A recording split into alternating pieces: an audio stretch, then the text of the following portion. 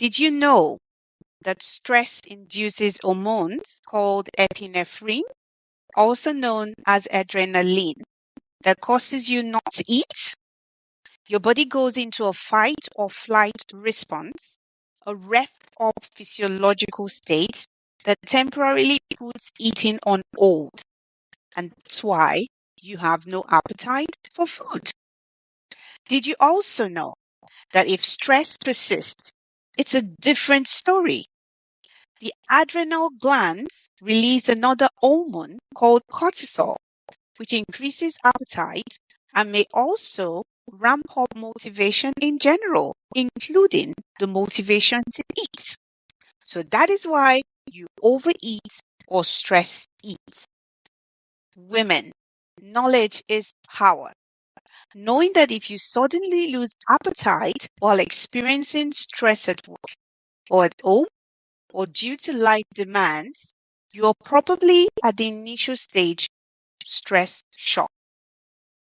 When you develop strong cravings for comfort foods and you start to binge eat or eat foods rich in fat and sugar, or you've just started to overeat, it's a sign that you're stressed.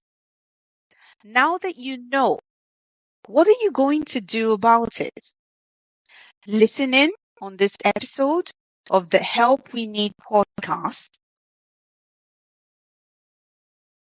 Welcome to the Empower Her podcast, The Help We Need, where we discuss topics that empower women. I'm your host, Fumike Moronkeji, a senior human resource professional with over 17 years of corporate experience. Today, we'll be talking about nutrition and its relationship with stress. I have a very special guest on today's episode, Miss Sally Al-Awar, a licensed nutritionist with 20 years of experience in the field of nutrition and dietetics. And she's here today to give us practical tips and guidance on how proper nutrition planning can help us, women, reduce the impact of stress on our general well-being. Hi, Sally. It's great to have you join me again for today's discuss. My pleasure always. Thank you for Mike for having me. Okay, so let's dive in. So, Sally, we know that stress is inevitable and that during periods of prolonged stress, especially for us women, our food choices may alter, causing increased consumption of sugar and processed foods. I mean, I, for one, tend to sometimes splurge on cookies or carbonated drinks when I'm really stressed. But obviously, there are repercussions to this, right? I put on weight, and sometimes it impacts my cholesterol, my blood pressure, what have you. So I suspect a fraction of our listeners, primarily working women in whatever capacity, they also struggle with some form of stress. I would say eating issues when they're stressed. So maybe my question is, how can we do better? How can we eat in such a way that it becomes a way of life without having to default to poor eating habits most of the time when we're stressed? Yeah, well, there has been an article in the MDPI article, volume 16, has shed light on the woman's behavior, especially in relation to environmental factors. So, where they're born, they learn, their work, play, how, and their age. And it has really shown that there are a wide range of factors that affect their functioning and their quality of life and the outcomes and the risks. And you know that stress is inevitable, and there are a lot of stressors in our life, and there are environmental factors that cause this stress to lead to an unhealthy eating behavior. And most of the time, especially in the clinic, I see a lot of clients complaining about emotional eating and their cravings for comfort foods. And comfort foods actually, they're the ones that are high in fat, high in sugar, where they give the quick fix happiness, let's say, when we eat them. And it has been shown, especially among women, to reach out to these comfort foods. Now, when it comes to the relationship between stress and nutrition, due to the presence of comfort foods, these poor eating habits, unfortunately, they further aggravate stress and will have a negative impact on overall health and well-being. Causing weight gain, which will add more stress to the individual, and then it becomes like a vicious cycle. Now, the reason why we encourage good eating habits is because proper nutrition has been shown scientifically to help in managing those stressors and anxiety, especially when we advise on the consumption of diets that are rich in whole foods, fruits, vegetables that have very good antioxidants. Omega-3 fatty acids also have been shown to improve the mood, anxiety, because they all lead to the production of the happy hormones like serotonin, dopamine, oxytocin, endorphins. So that's why when we have a good intake of balanced foods, it will definitely help in improving stress, and definitely not to forget foods that are rich in magnesium and vitamin C. They will help in managing these stress levels and anxiety. So I know that there is an unhealthy response to stress that will lead to these poor eating habits. We can try to react proactively to manage these, to manage our stress. And this will lead me to answer your next question. So, what do we do, or how can we manage the good eating habits to benefit from good nutrition habits to help reduce stress levels? So we recommend to plan ahead, because planning ahead will definitely reduce the risk of, or the chances, let's say, of us eating unhealthy foods or reach out to the comfort foods. So this way you will have more availability for the healthy options. Using, for example, the slow cooker. This will definitely help in preparing your meals in advance, and just, you use this as a way to save time and provide the nutritious meals that you need, especially if you prepare in advance, you have the frozen meals, etc. So that can be something that's very helpful. On the other hand, keeping unhealthy snacks away and making sure that you have healthy snacks around is a good way to promote the presence of the good snacks that are rich in omega-3, like raw nuts, sometimes dried fruits. These are all good choices to have, especially you can have them at home, in the office, etc., or in the car, moving around. You can have them in the bag. They are easily accessible, and this will provide you good sources of omega-3, good fibers, etc. So that could be a good way to manage your eating habits and snacking, because most of the time there is a lot of preference for crisps, sweets, etc. So healthy snacks will definitely play an important role, and with nuts especially we have good fats, which are definitely needed to help even in stress.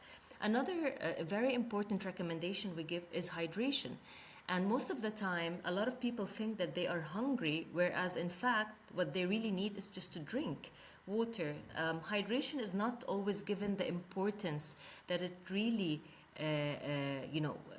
we should be considering, because we tend to forget to drink water. Now, a lot of time I get the comment that I forget to drink water, I don't like it, it's boring. So I always encourage the consumption of infused water, because infused water, it's something that is available at home, whether you add slices of fruits or let's say herbs, even ginger, slices of lemon. It will give vitaminized water, which is a win-win situation. It will give flavor. The water-soluble vitamins such as B and C, it will re-energize, and give you that boost throughout the day. And this way you encourage yourself to drink more water, especially, again, during the hot summer. This would be a good idea to, use this approach to drink more water throughout the day. Now, Another point I think is also important is portion control. So when we're stressed and we don't think, it's just that moment that we indulge or we eat and we don't think. Portion control is something that is very helpful because when we implement portion control, we minimize the chance of overeating or, putting in smaller plates, using like small containers. This way, you are, let's say, reducing the risk or the chance of consuming bigger portion. So that's why portion control is something that we encourage. And again, if even if it's sometimes something that is not the best option available, at least when you're having from that option, let's say it could be some biscuits or something that you crave for, having a small portion of that won't do the same harm as just having the whole packet. So that's why portion control is important, and avoiding processed foods, I think, is a very key element in helping individuals manage their stress, because we said that emotional eating will cause eating, let's say, the comfort foods that are high in fat, high in especially saturated fat, and high in sugar, and this is again in processed foods. So if we try to avoid that, that would be very important. Now, that's from a nutritional perspective. I would also like to give some recommendations about the lifestyle Mhm. that will help in managing stress levels, because food definitely plays an important role in managing stress, but there are other lifestyle modifications that can help us manage our stress. So, for example, exercise.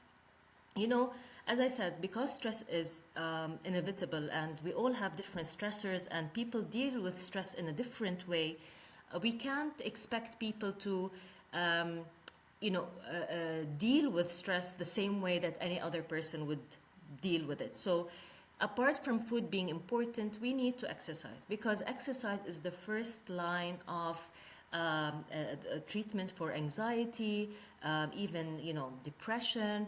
That's what doctors always recommend, because it will release endorphins, which would make us feel better and manage our stress levels better. And again, when it comes to exercise, we're talking about at least 150 minutes of cardio activity per week and at least twice a week of strength training.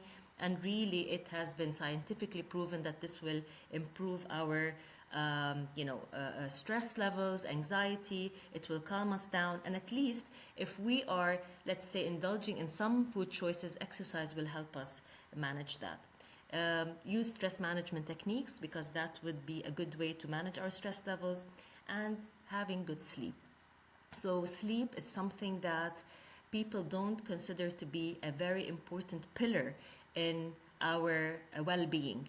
We need to get enough sleep because it will affect our overall health, our hunger hormones, and we will be waking up the next day more stressed, and we get into that vicious cycle of craving for more comfort foods, and then we fall into that loop again.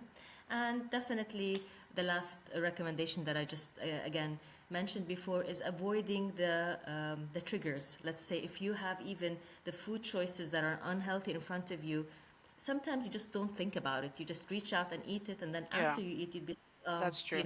I wish I didn't eat it. So not having it in front of you, out of sight, it would be very good. Okay.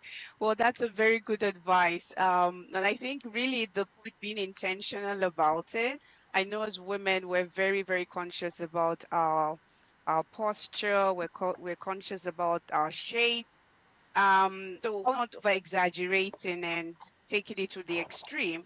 I think the need is intentional. Let's be intentional about it.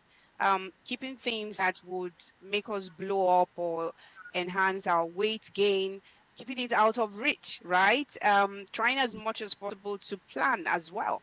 Plan to incorporate fruits in your diet, fruits, just position them, put them in the fridge, ensure that you have leafy greens as well available. Drinking water, I mean, as simple as drinking water, and just Correct. avoiding sugary drinks all the time. I know they're accessible, but what I hear from you is let's just, even if it's the small cans, right? Because we have the very small cans, and if we can't completely stop it, let's at least have very little. quantities. You talked about portion control as well. And I know for some women, exercise might be a big thing. But let's walk around within the neighborhood. That's a form of exercise. But these small changes can really make a big difference in helping us manage stress and improving our well-being. And I encourage, I mean, ladies listening in on the call, exercise does help a lot because I think it's oxytocin, right? It Correct. induces that and just gives you a sense of calmness. So thank you so much, Sally, for sharing that information. It's really, really very helpful. I'm just moving on really very quickly. And especially for those women listening in on the call and thinking, why should I bother, about incorporating healthy or nutritious foods in my diet? Because there seems to be so much craziness about dieting, exercise, eating healthy these days. And there seems also to be this thinking around excessive measurement of calorie intake and what have you. And for most women, it's not workable. It's not working for them. I mean, what would you say to some of our ladies listening in on the call? What would you say to that reaction, to that response that this is not for me?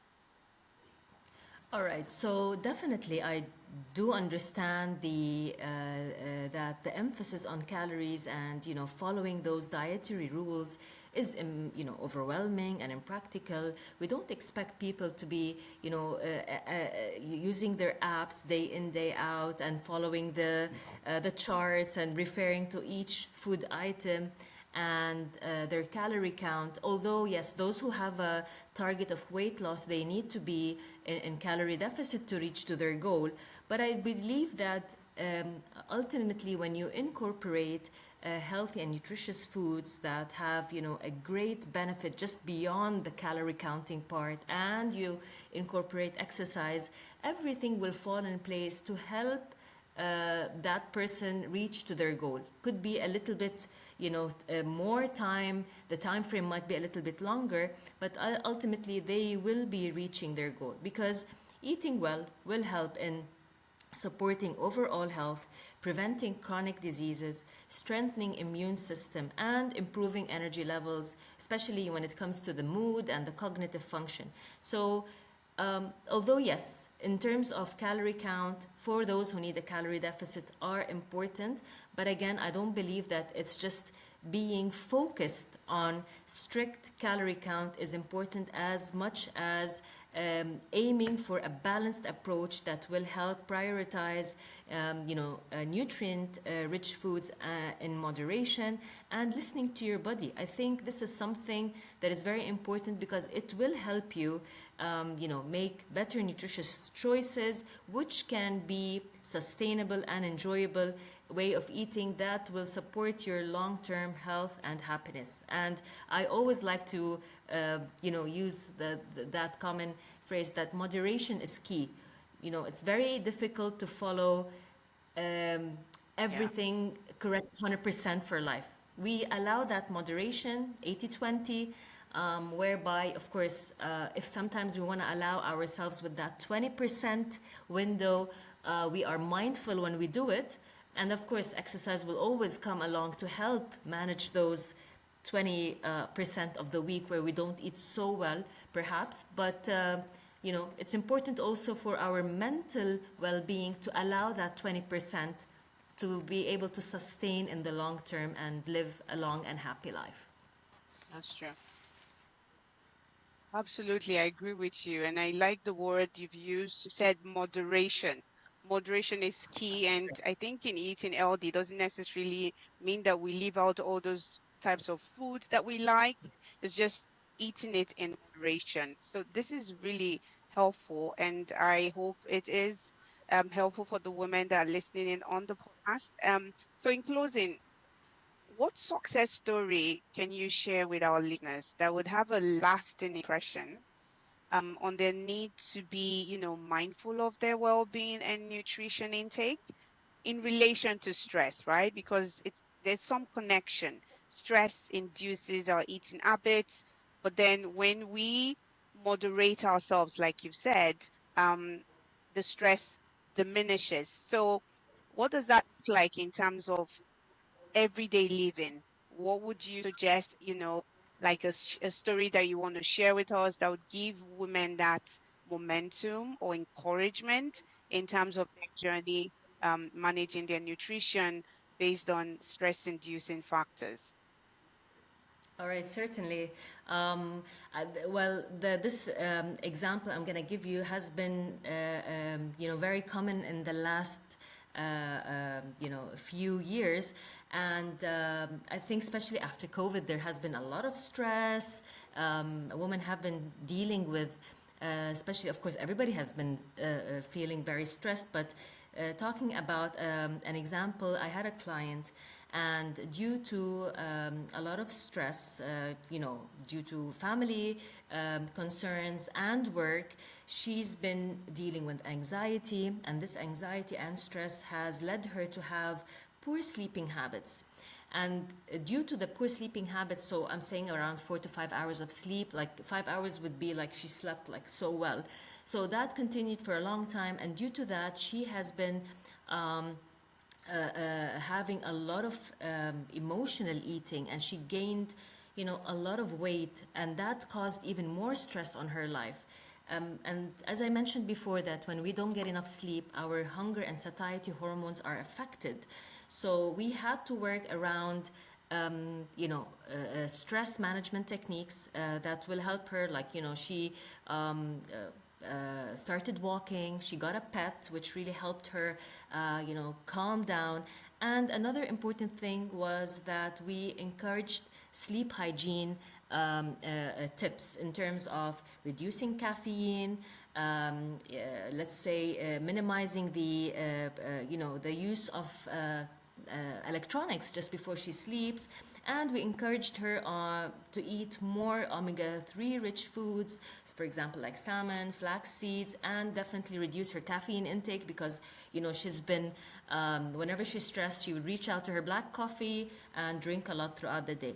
So when these, sleep hygiene tips were implemented, she slept better, although did not follow like a diet plan. But automatically, when the triggers were removed in terms of poor sleeping habits, a lot of caffeine, she followed, the simple stress hygiene or stress management tips. She got better sleep. That helped her reduce her anxiety, and in return, she improved her eating habits. And then she started gradually, without putting that extra effort, putting off the weight, or shedding off that weight that she gained due to the emotional eating habits. And this is something that I see almost on daily basis. So uh, good eating habits, good sleep hygiene tips, stress management techniques will all help, individuals eat better, feel better, improve their cognitive and, mood, and emotions, of course. And then in return, they will be happier and able to deal with the stressors in a better way. Wow. Thank you, Sally. These insights are very, very valuable. It just reminds me also that maybe also getting bodies, I mean, like getting a partner um, to walk with you also on the journey of just eating healthy and living healthier might also be helpful because both of you will keep each other going. So that might Correct. also be a helpful suggestion to get someone that both of you can kind of relate together and have this goal for yourself where if one person is down, the other person picks them up and vice Very versa. I think one of important. the things I've learned, you've said, is it's a journey. It's not going to happen in one day, but very little steps would get us there. And we all know, at least when we look at the example of children, right? They crawled before they walked. So it's really just telling ourselves this is a journey, and we shouldn't exactly mirror and compare ourselves all the time because that could be really very detrimental. Thank you, Shali, for sharing those very, very valuable insights. And I think this would help us to wrap up today's discussion. It's such a pleasure to have you on the call. So remember, ladies, as you listen in, and if you are finding this really helpful, which I think you should be. I think one thing to note is proper nutrition is a powerful tool, and it doesn't have to be expensive, right? Just very little changes in your diet would go a long way in helping you manage the weight, or even reduce the stress. And the thing I love about it, Sally, is if you eat well, you reduce the stress. And we know that stress is something that's not going to go away. This is just a constant factor in our society today. But the fact that our attitude and our relationship to food, if we look at it from a positive perspective based on of what you've told us today, we actually help reduce that stress. So thank you for the advice, and I hope that these practicable steps would further help us and our listening ladies on the call today. And we encourage you, I encourage to please keep listening to the Help We Need podcast. It aims to empower us as women. Stay tuned for more episodes on how to live your best life professionally and personally as it relates to managing your self development, your career, your health, your family, and your faith. So until next time, stay tuned in, stay empowered, and remember to empower her.